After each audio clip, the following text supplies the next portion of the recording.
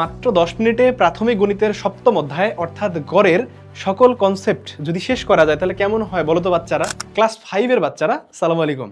যদি তোমার টার্গেট হয়ে থাকে ক্লাস 5 এ বৃত্তি পাওয়া তাহলে এই ভিডিওটা দেখা তোমার জন্য একদম মাস্ট।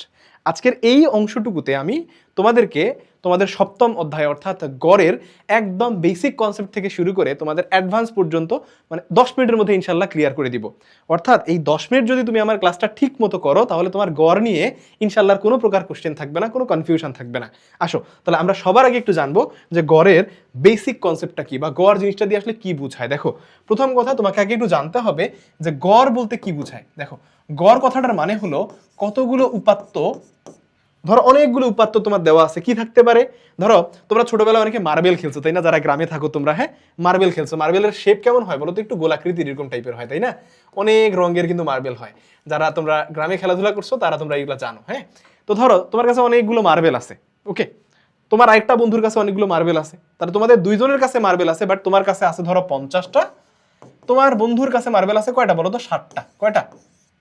60টা। বাট আমি এখন চাচ্ছি যে তোমাদের দুজনের মধ্যে গড় মার্বেল কত আছে এটা বের করতে।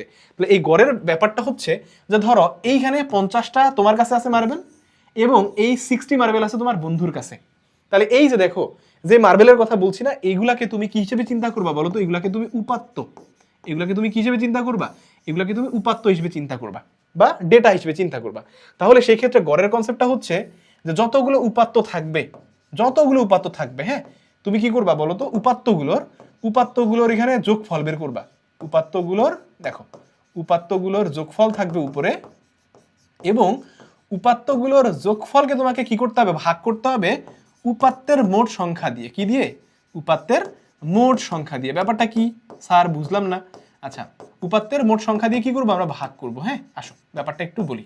এটা হচ্ছে তোমাদের কিন্তু গড়ের কনসেপ্ট বা গড়ের মেইন কথা। এখন আসো তো অ্যাকচুয়ালি জিনিসটা আসলে কি বোঝাচ্ছে। যেমন ধরো তোমাকে বললাম যে এই 50টা মার্বেল তোমার কাছে আছে আর এই 60টা মার্বেল তোমার বন্ধুর কাছে আছে। এখন আমি জানতে চাচ্ছি গড় মার্বেল তোমাদের কাছে কত আছে। তাহলে এই ক্ষেত্রে তুমি গড় কিভাবে বের করবা দেখো তো। তাহলে আমরা কি শিখছি যে গড় কথাটার মানে হলো যে উপাত্তের মোট যোগফল বা উপাত্তের সমষ্টি। তাহলে আমাকে বলো এখানে উপাত্ত কয়টা? মার্বেল প্রথম জন অর্থাৎ তোমার কাছে আছে 50টা, তোমার বন্ধুর কাছে আছে কয়টা? 60টা। তাহলে তুমি কি করবা বলো তো? এই 50 এবং 60 অর্থাৎ উপাত্তগুলোকে আমরা কি করি দেখো তো, একটু খেয়াল করো তো। এই যে বলছি না যে উপাত্তগুলোর যোগফল বা সমষ্টি একই কথা, হ্যাঁ এই যোগফলের জায়গায় তুমি সমষ্টিও বলতে পারো, কারণ দুইটা কথার মানে হচ্ছে একই রকম। অর্থাৎ যতগুলো এখানে তোমার কি ডাটা আছে সবগুলোকে তুমি যোগ করবা। এই জিনিসটার নাম হচ্ছে যোগফল বা সমষ্টি, তুমি যেটাই বলো, ঠিক আছে? আচ্ছা এখন আসো, তাহলে এখানে দুইজনের কাছে, এটা তোমার কাছে আছে আর এটা তোমার বন্ধুর কাছে আছে। তাহলে এই দুইজনের মার্বেলের সংখ্যাটা আমাদের হচ্ছে মোট উপাত্তের সংখ্যা। দেখো উপরে যোগ করছি না? এরপর আমাকে বলো তোমরা কয়জন? দুইজন না? তাহলে তুমি একজন, তোমার বন্ধু একজন, তাহলে তোমরা মোট কয়জন ব্যক্তি? দুইজন ব্যক্তি না? তার মানে তোমার এখানে মোট উপাত্ত অর্থাৎ তোমরা দুইজন আছো। এই যে 2 দিয়ে তোমাদের এখানে কি করতে হবে? ভাগ করতে হবে। তাহলে তোমাদের এক একজনের কাছে কয়টা করে মার্বেল গড়ে আছে এইটা আমরা এখান থেকে সহজে জানতে পারবো। দেখো তো 50 আর 60কে যদি আমরা যোগ করি কত হয় বলো তো? 0 0 মিলে 0 আর এখানে কত? 5 6 মিলে 11, অর্থাৎ উপরে হচ্ছে 110 আর নিচে কত হবে বলো তো? নিচে হবে 2। ঠিক আছে? তাহলে 110কে 2 দিয়ে যদি আমরা ভাগ করি কত হয় বলো তো? একটু ভাগ করো তো। দেখো 110 এটাকে তোমরা ভাগ করা জানো না? দেখো তো এইভাবে ভাগ করতে হয়। হ্যাঁ দেখো তাহলে 2 দিয়ে যদি আমরা 11কে ভাগ করতে চাই তাহলে কয়বার যায় বলো তো? 5 বার যায়। এই তো 5 বার ভাগ করলাম। আচ্ছা তাহলে 5 আর 2 এ গুণ করলে কত হয় বলো তো? 10। এটা আমরা ভাগ আর গুণের চ্যাপ্টার এটা আমরা শিখে আসছি তাই না?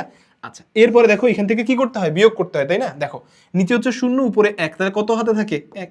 দেখো উপর থেকে কত নামবে? 1 থাকবে না?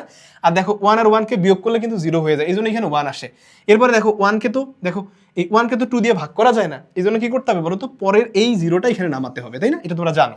এরপরে আসো তো, তাহলে 2 দিয়ে এবার কি 10কে ভাগ করা যায়? অবশ্যই যায়। কত বলো তো? 5 বার যায়। তাহলে এখানে কি হবে বলো তো? 5 দিয়ে যদি আমি এটাকে ভাগ করি 10কে, তাহলে সেই ক্ষেত্রে দেখো 5 দুগুণে 10, তাহলে এখানে কত হবে? 10। তারপরে আমার আলটিমেটলি দেখো শেষের দিকে কত আসতেছে? আমার ভাগশেষ 0। তার মানে ওই যে দুইজন ফ্রেন্ড তোমাদের যাদের কাছে মার্বেল একজনের কাছে 50টা ছিল, একজনের কাছে 60টা ছিল, তার তোমাদের দুজনের গড় মার্বেল কত আছে বলো তো? 50টা করে। হয়তো বা একজনের কাছে বেশি আছে, একজনের কাছে কম আছে, বাট যখন গড় হিসেব হয় তখন সবার কাছে সমান সমান সমান সমান হয়ে যায়। বুঝছো? আরো ব্যাপারটা এইভাবে বলি। ধরো তোমরা তিন বন্ধু, ঠিক আছে?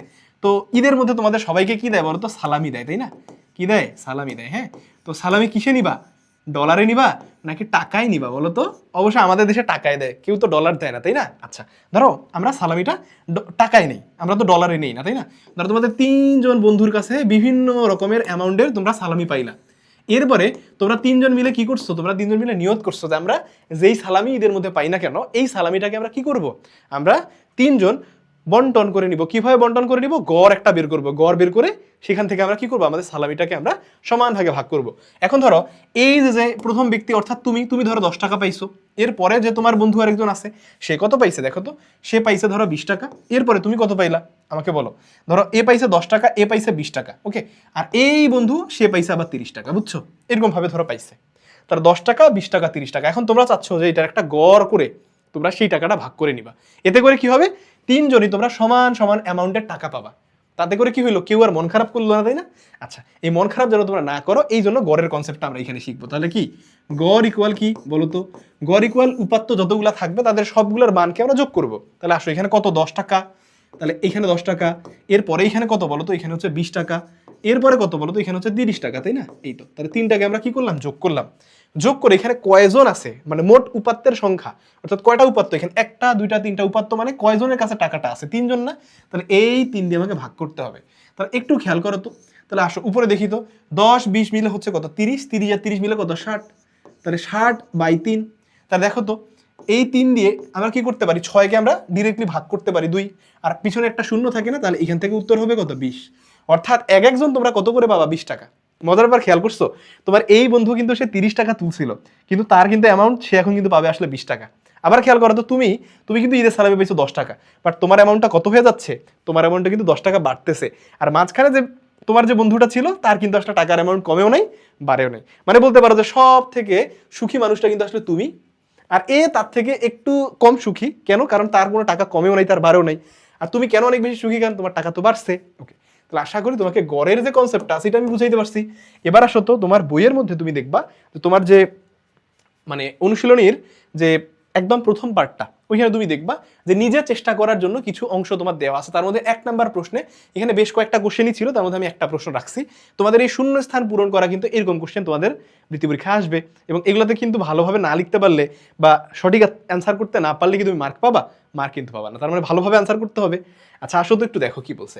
তোমাকে বলছে খালি ঘর পূরণ করি। একটু দেখো তো তোমাকে বলছে কি কি সংখ্যা, একটু ভালো করে খেয়াল করো। হ্যাঁ, তোমাকে এখানে বলছে 5, তারপরে 8, তারপরে 6, 9, 6 ও 8 এর গড় কত? তাহলে আমরা কি শিখে আসছি বলতো? যতগুলো এরকম মান দেখতে পারবো সবগুলো মানকে আমরা যোগ করব। দেখো এখানে অবশ্য দিয়ে দিছে এরা, যেহেতু শূন্য স্থান, এই যে দেখো শূন্য স্থানটা কোথায়? এই যে এই জায়গায় শূন্য স্থানটা আমরা দেখতে পাচ্ছি। তাহলে আমরা শূন্য স্থানটা পূরণ করব। আসো দেখি একটু। তাহলে এইখানে কি করছে দেখো, সবগুলো এখানে যতগুলো উপাত্ত ছিল, এইখানে যতগুলো উপাত্ত ছিল সবগুলো উপাত্ত কয়টা? 1টা 2টা 3টা 4টা 5টা 6টা, এই 6টা উপাত্তকে এখানে যোগ করছে। দেখো তো, যোগ করে ইকুয়াল দিছে না? ইকুয়াল দিয়ে কত পাইছে? 42 মান পাইছে। হ্যাঁ, তাহলে এই যে এখানে যে 42 মান পেলো, এইটা দিয়ে আসলে আমরা গড় বের করতে চাই। তাহলে গড় মানে আমরা কি শিখে আসছি দেখো তো? গড় মানে উপাত্তগুলোর হচ্ছে মোট মান ভাগ করবো কি দিয়ে? উপাত্তের সংখ্যা দিয়ে ভাগ করবো। তাহলে দেখো তো এখানে মোট মান কত পাইছো তুমি? 42। তাহলে 42কে কি দিয়ে ভাগ করবা? এখানে উপাত্ত যতগুলো থাকবে 1টা 2টা 3টা 4টা 5টা 6টা, তাহলে 6 দিয়ে তুমি ভাগ করবা। এইখানে খেয়াল করো তো, গড় ইকুয়াল কি লিখছে? তাহলে 42 ভাগ হচ্ছে কত? 6। এখন আসো তো, 42কে কি 6 দিয়ে ভাগ করা যায় না? ধরো তোমার ভাগ করতে যদি এইখানে এসে যদি ভাগ করতে প্রবলেম হয়, তাহলে তুমি কি করবা? এইভাবে ভাগ করবা। দেখো তোমরা এইভাবে ভাগ করা শিখছো না? 42 এই দেখো কত দিয়ে ভাগ করবো? 6 দিয়ে। এইভাবে ভাগ করবা। দেখো তো 6, একটু খেয়াল করো, প্রথমে আমি এই 6 দিয়ে আমরা কি 4কে দেখি ভাগ করা যায় কিনা? তাহলে যায় না। তাহলে না গেলে আমি কি পুরো ভ্যালুটাকে দেখবো যে ভাগ করা যায় কিনা। দেখো 42-এর সাথে 6-এর কিন্তু কানেকশন আছে। কি সেটা? 6কে 7 দিয়ে গুণ করলে, অর্থাৎ 7 দিয়ে গুণ করলে কিন্তু 6-এর সাথে 42 হয়, তাই না? অর্থাৎ এখানকার দেখো ভাগশেষ কত? 0 আসতেছে না? তার মানে এই 7 মানটাই কিন্তু তোমার এই ফাঁকা ঘরে বসবে। বুঝতে পারছো? তার মানে কি এই যে 42 আসছে এখানে কয়টা? এই 1টা 2টা 3টা 4টা 5টা 6টা উপাত্তের মানে গড় যেহেতু এখানে 42 আসছে, তাহলে এই 42কে কি করবো? অবশ্যই আমরা 6 দিয়ে ভাগ করব। কেন 6 দিয়ে ভাগ করবো? কারণ মান আমার এখানে টোটাল 1টা 2টা 3টা 4টা 5টা 6টা মান আছে, এই জন্য কি করবো? 6 দিয়ে ভাগ করবো। এই যে 6 দিয়ে ভাগ করছে এরা, তাহলে এর ভাগফলটা যা আসবে এটাই অ্যাকচুয়ালি আমাদের গড়ের মান। বুঝতে পারছো? এবার আসো একটা মজার ম্যাথ আমরা দেখবো। একটু দেখো তো, এখানে দেখো 3টা ঝুড়িতে দেখতে পাচ্ছ কি সুন্দর মানে কাঁচা কাঁচা আম, তাই না? মনে হচ্ছে কি মানে জিভের মধ্যে পানি এসে যায়, এরকম অবস্থা না? কারণ মনে হয় যে একটু আচার করে খাই। হ্যাঁ, যারা তোমরা গ্রামে থাকো বিশেষ করে, তারা কিন্তু মানে এই যে তোমাদের যে বর্ষা মৌসুমটা, এই বর্ষা মৌসুমে কিন্তু তোমরা প্রচুর পরিমাণে আম খাও, তাই না? আমের আচার খাও। হ্যাঁ, আবার মায়েরা কি করে তোমাদের বলো তো, আমের আচার বানায়, সেটাকে আবার কি করে বলো তো, বয়ামের মধ্যে গিয়ে সংরক্ষণ করে রাখে, তাই না? এটাকে আবার তোমরা অনেক দিন ধরে আবার খাও। হ্যাঁ, এর পরের বছর আবার কি হয়, আমের আচার বানানো হয়। আসো আজকে এই মজার ম্যাথটা আমরা একটু দেখি তো, এটা পারি কিনা আমরা। খুবই মজার একটা ম্যাথ। হ্যাঁ দেখো, একটু চিন্তা করো। দেখো এইখানে কি বলছে প্রশ্নটাতে, দেখো তো তোমাকে বলছে 3টি ঝুড়ি। দেখো তো তুমি কয়টা ঝুড়ি দেখতে পাচ্ছ? 3টা ঝুড়ি না? দেখো 3টা ঝুড়ির মধ্যে কিন্তু আম রাখা আছে। ওকে, আচ্ছা প্রশ্নটা পড়ি তো। কি বলছে? 3টি ঝুড়ির আমের সংখ্যার গড়। তার মানে তোমাকে এখানে প্রথম লাইনে বলে দিল যে 3টি ঝুড়ির আমের সংখ্যার গড় হচ্ছে কত? 23। ওকে 23, এই যে দেখো মানটা দেখতে পাচ্ছ 23। এরপরে তোমাকে বলতেছে প্রথম 2টি ঝুড়িতে আম রয়েছে 18টি এবং 21টি। তার মানে এই প্রথম যে ঝুড়িটা, এই ঝুড়িটাতে আম আছে কতটি বলো তো? প্রথম যে ঝুড়িটা, আসলে এই ঝুড়িতে আম আছে কয়টি? আমার প্রশ্ন বলতেছে 18টি আম আছে। কয়টি? 18টি আম আছে এটাতে। আচ্ছা এরপরে খেয়াল করো তো, দ্বিতীয় যে ঝুড়িটা আছে, এই দ্বিতীয় ঝুড়িতে আম আছে কয়টি? আমার প্রশ্ন আমাকে বলতেছে 21টি। কয়টি? 21টি আম আছে এটাতে। ঠিক আছে, এই দ্বিতীয় ঝুড়িতে আম আছে 21টি। কিন্তু তৃতীয় ঝুড়িতে কয়টি আম আছে এইটা কিন্তু প্রশ্নে বলে নেই। তার মানে আমাকে এই এই জিনিসটা, অর্থাৎ তৃতীয় ঝুড়িতে কয়টি আম আছে এইটাই কিন্তু দেখো আমার প্রশ্নে আমার কাছে চাওয়া হয়েছে, তাই না? এবং এটা আমরা খুব সহজে বের করতে পারবো। আমরা বেসিক জিনিস শিখছি না? এবার আসো আমাকে বলো, গড়ের কনসেপ্ট আমরা কি শিখে আসছি বলো তো? গড়ের কনসেপ্ট কি শিখছি? গড় ইকুয়াল আমরা শিখছি, গড় ইকুয়াল কি শিখছি? উপাত্তগুলোর কি মোট, মানে মোট বা যোগফল, যেটাই তুমি বলো, উপাত্তগুলোর সমষ্টি। দেখো আমরা শিখে আসছি না, উপাত্তগুলোর সমষ্টি, উপাত্তগুলোর সমষ্টি। এটাকে ভাগ করব কি দিয়ে বলো তো? উপাত্তের সংখ্যা, তাই না? উপাত্তের মোট সংখ্যা দিয়ে কি করব? মোট সংখ্যা দিয়ে আমরা ভাগ করব। ঠিক আছে, আসো দেখি একটু। এখন আসো তো, উপাত্তগুলোর যখন আমি সমষ্টি করব, এইখানে তো আমার ধরো 3টা ঝুড়ি, বা 3টা ঝুড়ির মধ্যে এখন কে কে কোন কোন মান দেওয়া আছে তুমি একটু ভালো করে বুঝো তো ভাইয়া। দেখো এইখানে গড়, একটু খেয়াল করো তো, আমার কিন্তু গড় বলা আছে, তাই না? প্রশ্নের মধ্যে দেখো তো, এই যে গড়, আমি যে সূত্রটা গড় ইকুয়াল লিখছি, এই গড়ের মান কিন্তু আমার দেওয়া আছে কি 23 না? তার মানে বুঝো, আমরা যখন গড় শিখে আসছিলাম একটু আগে, দেখো তো এই যে তোমার যে বন্ধুর ঈদের সালামি দিয়ে তোমাকে বললাম যে এই গড় যে 20 আসছে, এর মানে কি বলতো? এই 20 যখন আমরা গড় বের করতেছি, তাহলে এই 3 জনই সমান সমান করে পাচ্ছে, তাই না? আচ্ছা তাহলে এইখান থেকে যদি আমি বের করতে চাই, তাহলে আমাকে বলো, যেহেতু 3টি ঝুড়িতে আমের গড় বলা আছে 23টি, তার মানে আমি সমান সমান করে আপাতত যদি ধরে নেই যে এই ঝুড়ির ভাগে পড়বে তোমার ওই 23টা আম, আবার এই ঝুড়ির ভাগেও পড়বে 23টা আম, তাহলে কি এই ঝুড়ির আমের ভাগে কি 23টা আমই পড়বে না? কেন? ব্যাপারটা একটু খেয়াল করো। হয়তো বা তুমি কনফিউজড হইতে পারো, এই জায়গায় তো স্যার 18টা আম আছে, এই জায়গায় তো আছে 21টা আম, তাহলে কিভাবে এখানে 23টা আমের হিসেব আপনি করলেন, বা এইখানে কেন 23টা আম পড়লো, বা এইখানেই কেন 23টা আম পড়বে? এইটা একটা কোশ্চেন আসতে পারে না তোমাদের? এই কোশ্চেন তোমাদের অনেকের আসবে। এই কোশ্চেনের উত্তরটা আবার এখানে দেখো, এইখানে একটু খেয়াল করো। তোমার প্রথম বন্ধু বা তুমি, এটা ধরো তুমি সালামি কত পাইছো? 10 টাকা। তোমার দ্বিতীয় বন্ধু সালামি পাইছে 20 টাকা। তোমার যে তৃতীয় বন্ধু ছিল সে কিন্তু সালামি পাইছে 30 টাকা। কিন্তু যখন তুমি গড় করছো, গড় করার পরে যে মানটা আসছে, এই মানটা কি হয়েছে বলো তো? এই মানটা ইকুয়ালি 3 জনের কাছে সমানভাবে, এর কাছেও গেছে, আবার এর কাছেও আসছে না। দেখো তো, তাহলে এই 20 কিন্তু এরও টাকা, কারণ যখন তুমি গড় করছো তখন এই জনও কিন্তু 20 টাকা পাচ্ছে, আবার এই জনও 20 টাকা পাচ্ছে, এই জনও 20 টাকা পাচ্ছে। মানে গড় করে কি করতেছো তুমি? সবাইকে একটা সমান কি করছো? টাকা দিয়ে দিচ্ছ, তাই না? তার মানে কি হইলো, এইখানে দেখো টাকার পরিমাণের কম থাকলেও যখন এই 3 জনের টাকাটাকে তুমি কি করতেছো? গড় করতেছো। কি করতেছো? যখন গড় করতেছো মানে 3 জনের মোট টাকাটাকে যোগ করে যখন তাদের সংখ্যা দিয়ে ভাগ করতেছো, তখন যে গড়ের মানটা আসতেছে, এই গড় কিন্তু দেখো সবাই কিন্তু 3 জনে কিন্তু সমান সমান করে তখন কিন্তু টাকাটা পাচ্ছে। তার মানে এই সংখ্যাটা কিন্তু আমরা তখন দেখতে যাব না, বুঝছো? আচ্ছা এবার আসো এইখানে খেয়াল করো। তাহলে যেহেতু আমাকে বলছে যে 3টি ঝুড়ির আমের সংখ্যার গড় হচ্ছে 23, তাহলে আমার ঝুড়ি আছে কয়টা বলো তো? 23। আমার ঝুড়ি আছে কয়টা? 3টা না? তাহলে যেহেতু ঝুড়ি 3টা, তাহলে এইখান থেকে চাইলে কি আমি মোট আমের সংখ্যাটা বের করতে পারবো না? অবশ্যই পারবো। হ্যাঁ, তাহলে দেখো তো এখান থেকে আমি যদি বের করি যে মোট আমের সংখ্যা কত হবে, একটু দেখো।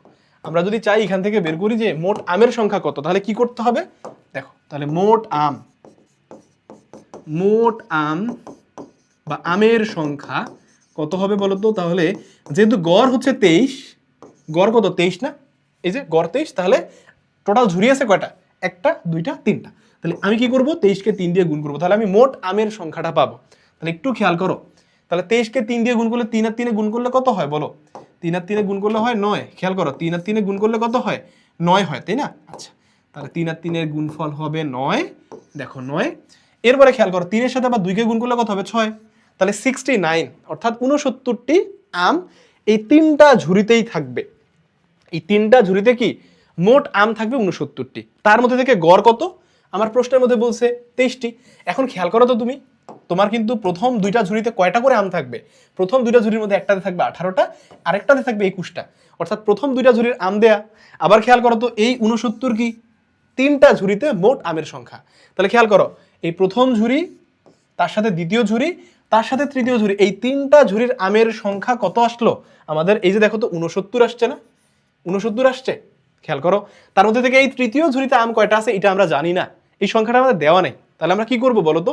প্রথম ঝুড়ির আমের সংখ্যাটা আমরা জানি 18টি, দ্বিতীয় ঝুড়ির আমের সংখ্যা কয়টি? 21টি, এটাও আমরা জানি, আর তৃতীয় ঝুড়িটা আমরা জানি না। তাহলে একটু দেখো তো, এইভাবে যদি আমরা একটু ক্যালকুলেশনটা করতে চাই, ধরো এই ঝুড়িতে আম কয়টা? এটাতে 18টি আছে না? এটাতে 18টি। আচ্ছা, একটু খেয়াল করো, তাহলে এইটাতে আছে 18টি, তাহলে যোগ আমি কি বলবো? এটাতে কয়টি ছিল? এটাতে ছিল 21টি দ্বিতীয় ঝুড়িতে, বাট তৃতীয় ঝুড়িতে কয়টা ছিল এটা তো আমরা জানি না। জানি না, তাহলে ধরে নিচ্ছি যে তৃতীয় ঝুড়ির আমের সংখ্যাটা আমাদের কাছে জানা নেই, এটা আমরা বের করব। তাহলে 3টা ঝুড়ির আমকে যোগ করলে দেখো তো, একটু খেয়াল করো। আচ্ছা দেখো 3টা ঝুড়ির আমকে যদি তুমি যোগ করো তাহলে দেখো তো তুমি কত পাবা? এই যে 69 পাবা না? এই তো 69। এখন তুমি খেয়াল করো তো, তোমার তৃতীয় ঝুড়ি ছাড়া তুমি প্রথম ঝুড়ির আম জানো, দ্বিতীয় ঝুড়ির আমের সংখ্যা জানো, তাহলে এই 18 আর এই 21কে যদি আমরা এইটা থেকে বিয়োগ করে দেই তাহলে আমরা তৃতীয় ঝুড়ির আমের সংখ্যাটা পাবো না? এই তো। আসো তাহলে কিভাবে বের করবো, আসো এখানে তাহলে লিখো। তাহলে লিখো তো এখানে যে প্রথম ঝুড়ির আম যোগ দ্বিতীয় ঝুড়ির আম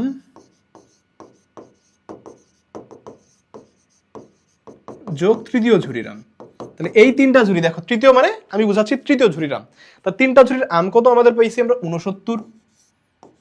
এবার দেখো তো, তাহলে আমি কি করব? আমাদের প্রথম ঝুড়ির আমের সংখ্যা আমরা জানি 21টি, দেখো 21টি কত? 18টি না? আচ্ছা 18টি। আচ্ছা প্রথম ঝুড়ির আমের সংখ্যা কতটি বলো তো আমাকে? 18টি, যোগ দ্বিতীয় ঝুড়িতে আমের সংখ্যা কতটি? 21টি, যোগ তৃতীয় ঝুড়ি ইকুয়াল কত হবে? 69। এবার আমাকে তুমি একটু বলো তো, 18 এর সাথে যদি আমি 21কে যোগ করি কত হবে? তাহলে 8 আর 1 9, আর এখানে 2 আর কে কত পাচ্ছি আমি? 3, অর্থাৎ 39টি, তার সাথে কি তৃতীয় ঝুড়ি, তাহলে এইটা হচ্ছে 69টি না? এবার তুমি আমাকে বলো তো, এই 39কে যদি আমি এই দিকে নিয়ে আসি তাহলে আমার তৃতীয় ঝুড়ি, দেখো একটু খেয়াল করো, একটু দেখো, তাহলে আমরা যদি এই দিকে নিয়ে আসি